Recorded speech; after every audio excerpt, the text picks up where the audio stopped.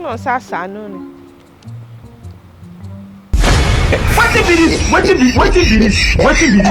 Jesus. Hey, kill it, marry, shanu. Why market can't day like this? Everything can't day dry me. Hey, can you me more? Color shanu. What's that? Look, I finally remove money from here. Customer. I beg, I want to withdraw money. Alone, I withdraw. How much you want to withdraw? 5,000 is okay. Okay. Oh, yeah, bring your card. Since morning, no customer like that. She make I had the charges. I beg, goddamn, okay. Because cash, see no day, cash, days cash, add charges. Put your pin. No, sasa, no. What be this? Jesus.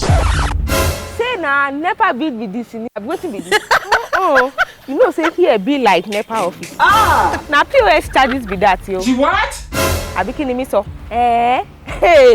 And people dey collect am. Una no see transaction paper for ground. No be people dey come do am since morning. This is plain. Toro yin ye mi. A fairly way.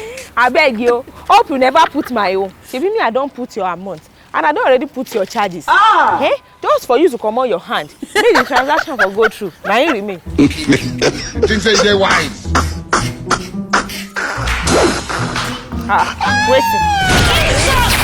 Oh no, See this way. I'll do Gani with my hand. You dey mad. We must learn a lesson. Auntie. Auntie.